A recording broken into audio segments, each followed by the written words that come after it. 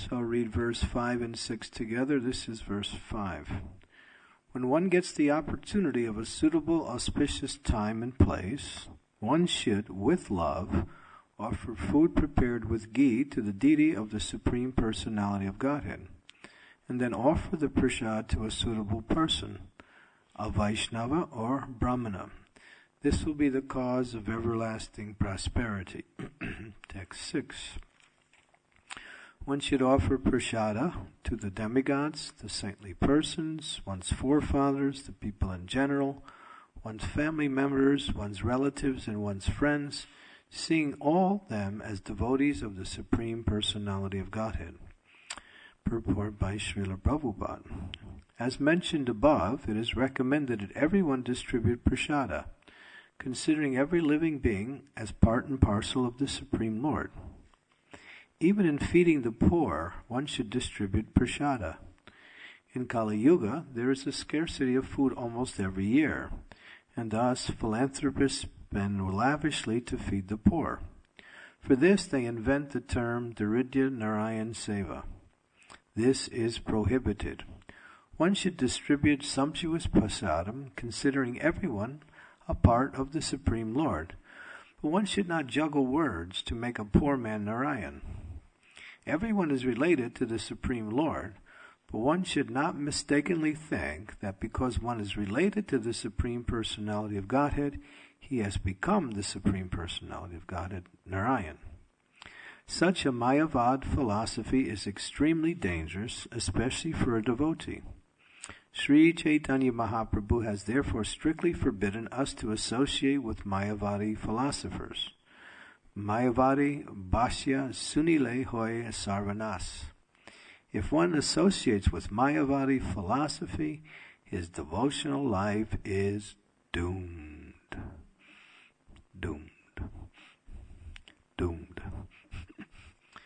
Om Agyan Timidandasya Ginajana Salakaya Chaksu Unbilitam Yena Tasmai Shri Gurave Namaha Sri Chaitanya Manobhistam Staptitam Yena Bhutale Swayam Rupa Kadammayam Dadati Swampadantikam Vandeham Shri Guru Shri Utapadegamalam Shri Gurun Vaishnavamscha Shri Rupam Sagrajatam Sahaganath Raganatham Vitam Tam Sujivam Sadvaitam Sarvadutam Parijana Sahitam Krishna Chaitanya Devam Sri Radha Krishna Padam Sahagana Lalita Sri Vishakam Vitamscha Hey Krishna Karuna Sindhu Dina Bandhu Jagatpate Gopesha Gopika Kanta Radha Kanta Namostute Tapta Kanchana Gaurangi Radhe Vrindavaneshwari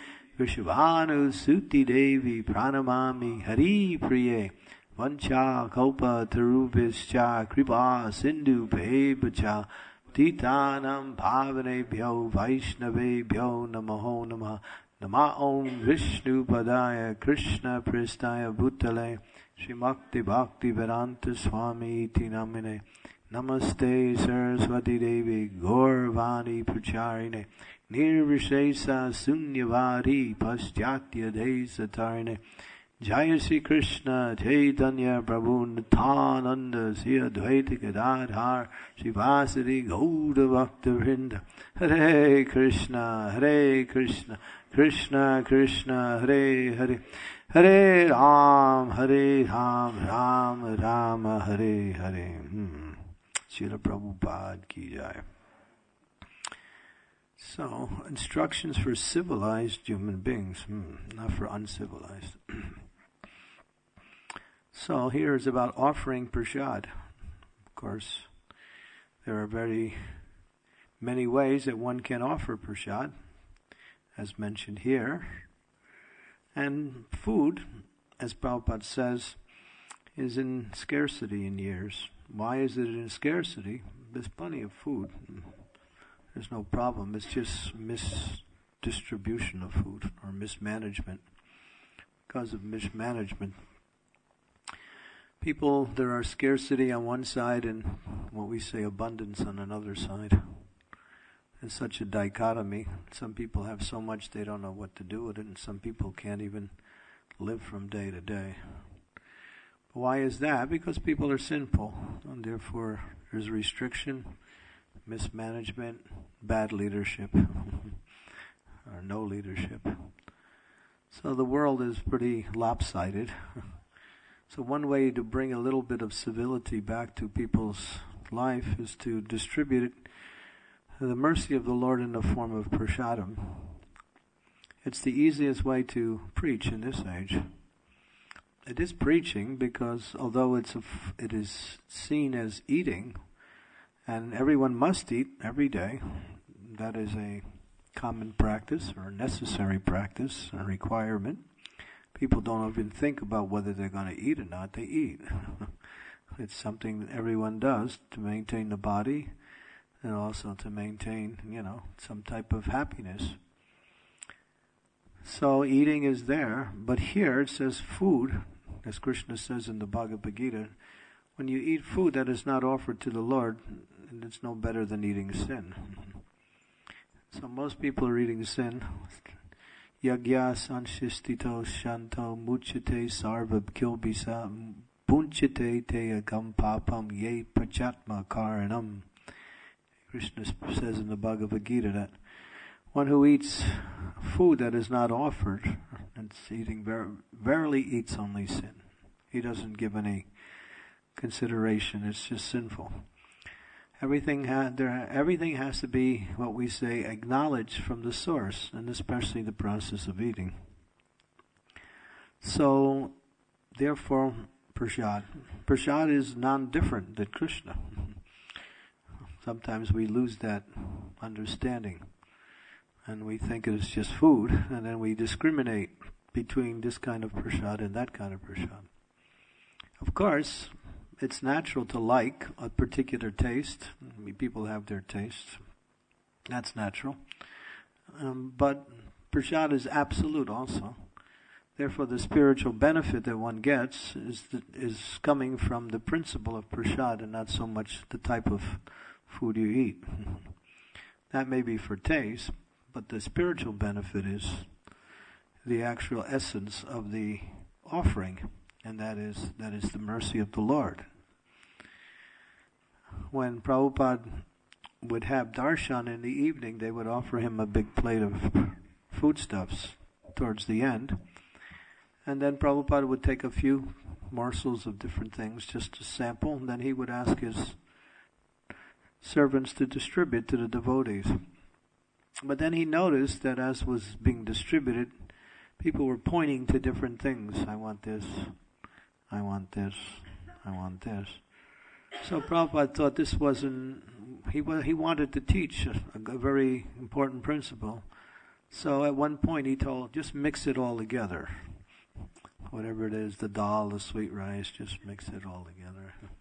The sabjis, the chutneys, and distribute it. And so that was the solution to that concern. So Prabhupada wanted to teach us that prasadam is Krishna and it's absolute. Here it says that one should distribute prasadam. It's one of the ways to, what we say, show kindness to the living entities. When Prabhupada was in, I think it was in Vrindavan, I'm not sure, maybe it was Mayapur, I'm not sure, one of the two places, when he saw the people from the local area fighting the dogs for some food, especially the little kids and the dogs were going to the scrap area where people were throwing their leaf plates and fighting over the morsels.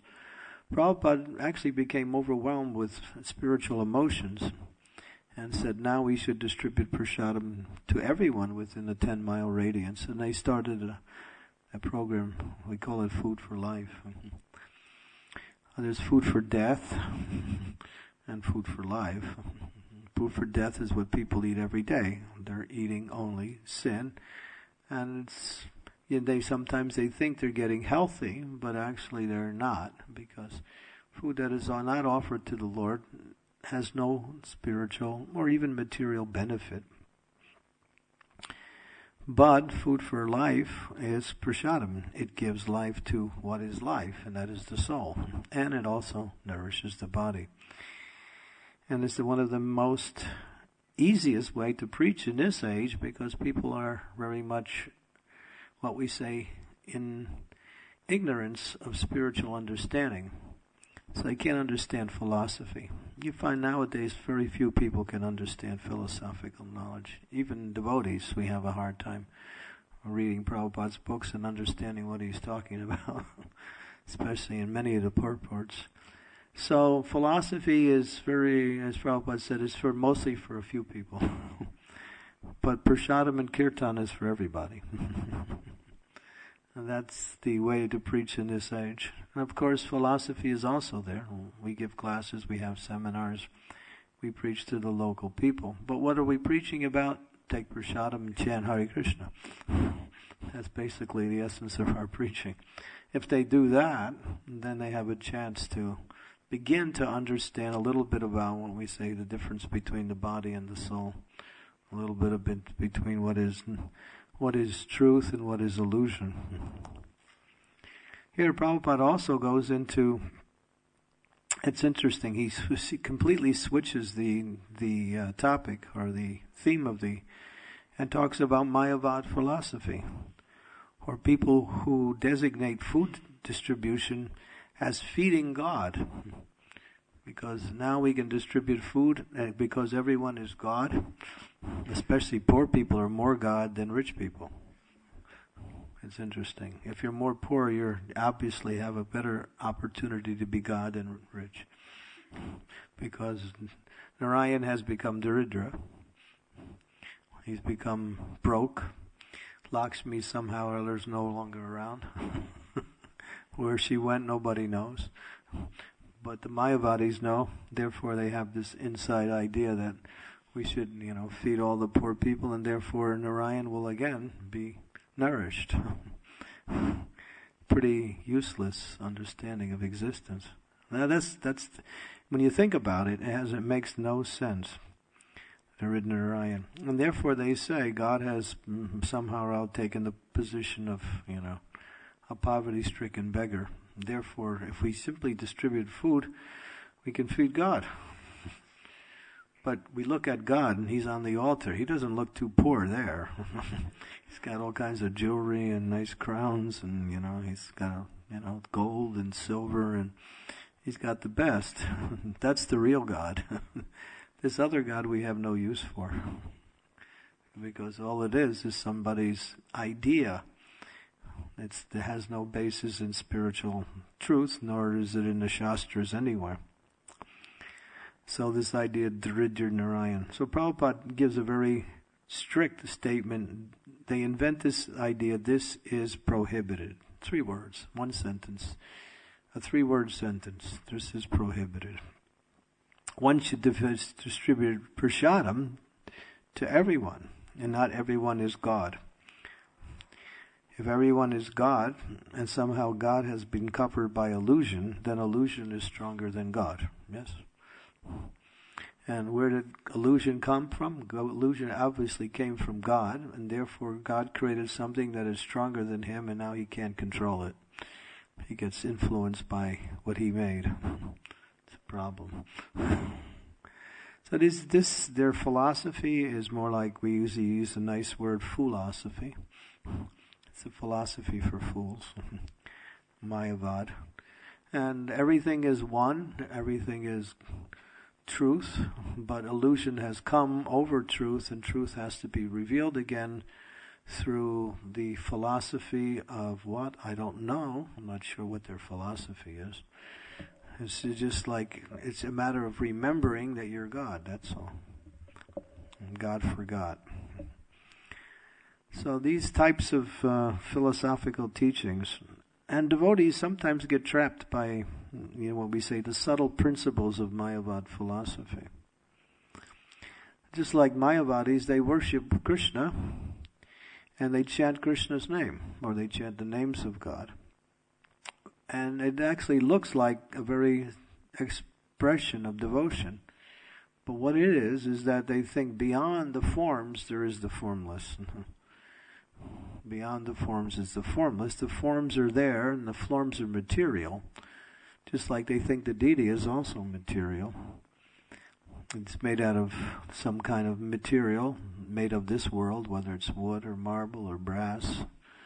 And therefore it's material. And therefore God is spiritual, He's beyond the material, so His forms in this world are simply material, and they're simply meant for practicing us to worship, but beyond the form is the formless. Sounds pretty good? That's their philosophy. But therefore, what does Lord Chaitanya say? It's all illusion, their philosophy. What is that illusion?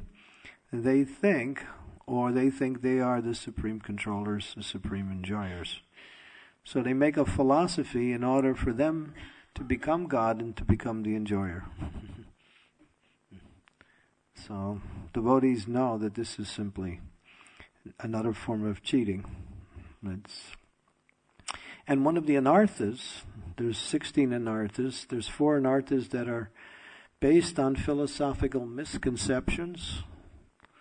And one of the misconceptions is to mix in, or to not be able to distinguish, philosophy that is bhakti, or what we say Sanatan Dharma, and philosophy that is Mayavad, or impersonalist. And so we have to very carefully study these books. Sometimes people think, or mistakenly think, because Mayavadis, they speak Krishna's pastimes, Ram's pastimes, they chant, just like we have that example in the life of Gopal Raghunath Bhatt Goswami. Raghunath Bhatt Goswami was the son of Tapan Mishra, and he wanted to go see Lord Chaitanya in Vrindavan, so he was coming from Kashi, from Varanasi, traveling, and on the way he stopped and met one very apparent, nice, saintly person. And this person was very humble, very meek, but also apparently very devotional. He was constantly, not simply once in a while, but constantly chanting the names of Ram over and over again. And he became very much, what we say, attracted to Raghunath Bhatt Goswami, so much so that he offered to do seva for him, to carry his bags, to come with him and to assist him in whatever way he needed. Raghunath Bhatt accepted because he thought this person is a very nice person and Lord Chaitanya would be happy to meet him. So they went together to meet Lord Chaitanya in Jagannath Puri.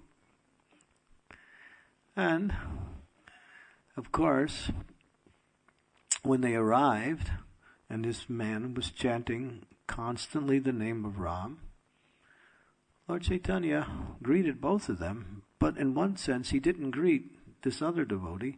He simply greeted Raghunath Bhatt Goswami and didn't even look, didn't even give a glance to this other person. What was his name? Ram Vishvasu, I think his name was. And the man was thinking, why isn't he looking at me? He's not even acknowledging my existence. And finally, of course, the Lord knows everything. So he turned to him and said, give up this idea of trying to become Ram. You should worship Ram.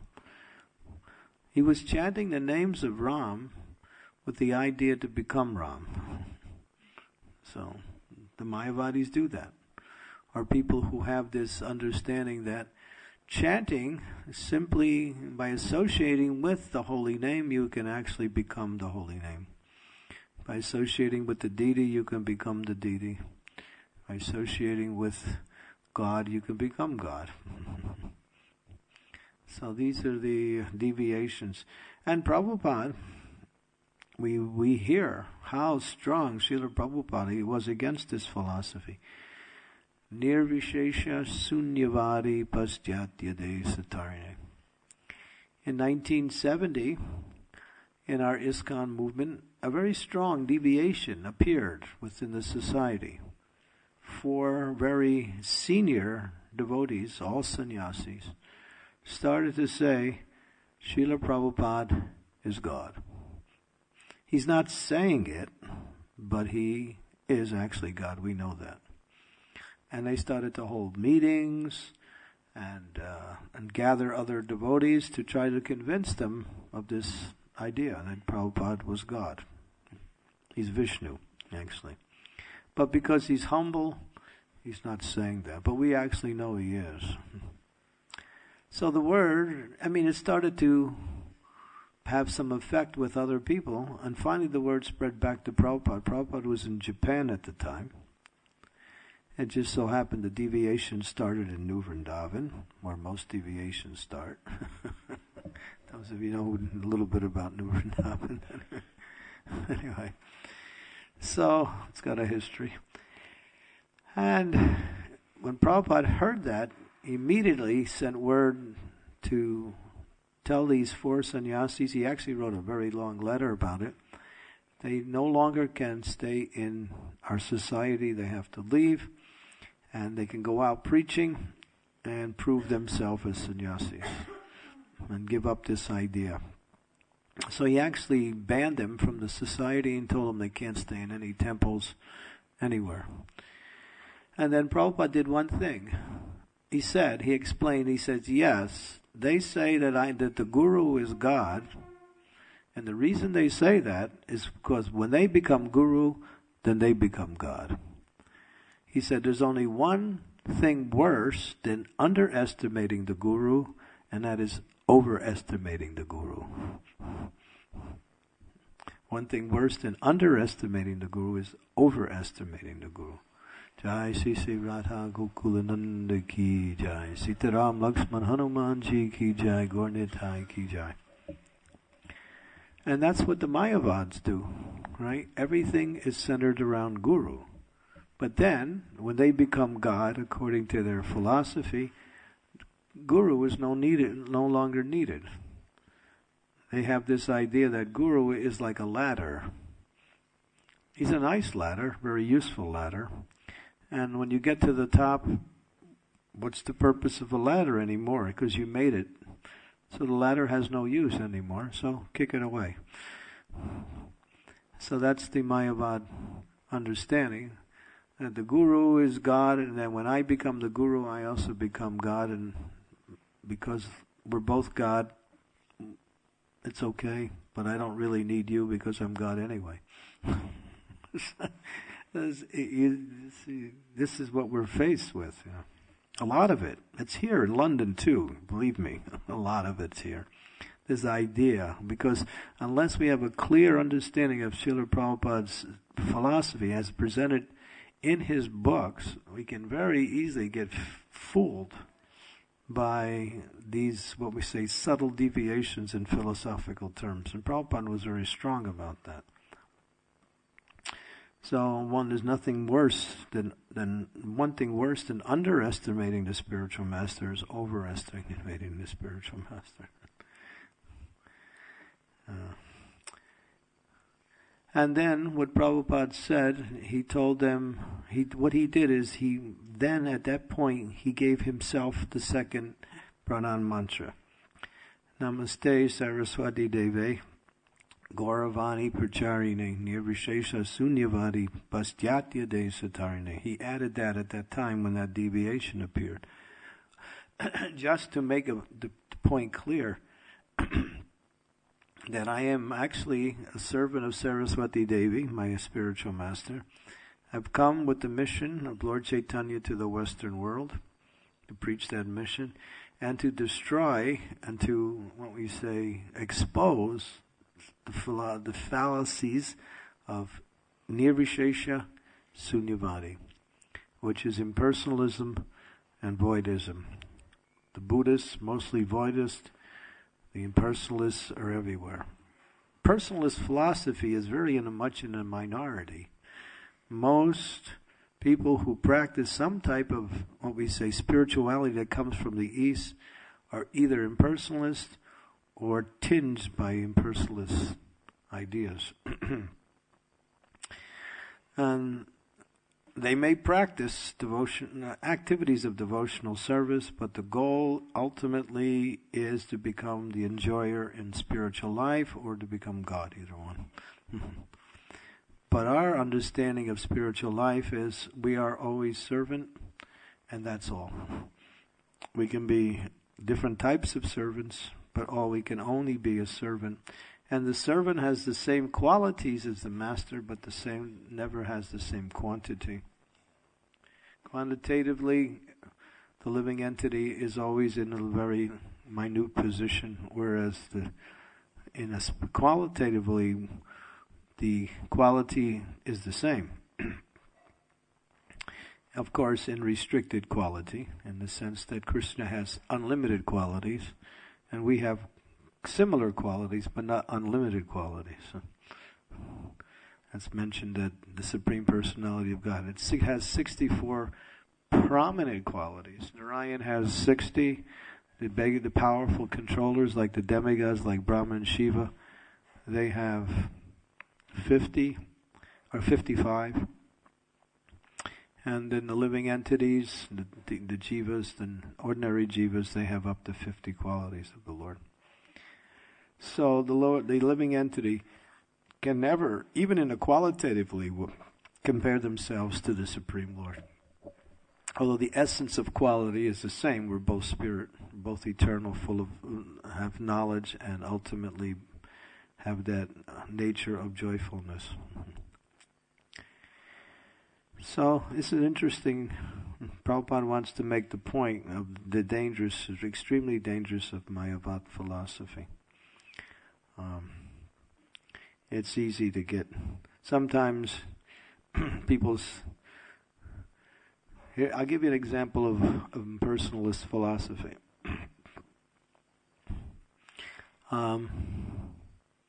Prabhu, that was a really nice service you did. I didn't do it. Krishna did it. That's impersonalism. That's impersonalism. So when we say Krishna did it, I didn't do it. No, Krishna empowered you to do it, but actually you did it. You were part of that activity that actually manifested the activity, or the results of that activity. It's not like Krishna did the whole thing and you had nothing to do with it. As a subtle form of impersonalism. Just to give you an example. So devotees should really study Prabhupada's books, especially the chapter wherein Lord Chaitanya speaks with Sarvabhauma Bhattacharya and Chaitanya Charitamrita and Madhya Lila. I'm not sure of the exact chapter. And that really gets down to the essence of what's the difference between personalism and impersonalism. Because impersonalism and personalism exist side by side. Every aspect of existence has both elements, personal and impersonal. Therefore, the absolute truth also contains impersonal realization. But it's not the complete realization. It's only the eternal aspect of the person. To get to the level of what we say bhakti, you have to come to the personal aspect. There's no bhakti on the personal level. There's a little bhakti, but that bhakti cannot satisfy the living entity. And one can only come to the stage of what we say liberation from material existence in a way that is simply temporary. One falls again down to the material world. Arunikrishchena padam padam padanti yada. Lord Brahma speaks this verse from the 10th canto of Srimad Bhagavatam, that even impersonalists, they go to the platform of realization, but because there's no service, there's no devotion, it's simply using the process of spiritual attainment simply to free oneself from material suffering, that's all. And so it's actually a very high form of material existence. But sometimes it's seen as, it's one of the aspects of it's Brahman realization, or even Paramatma realization.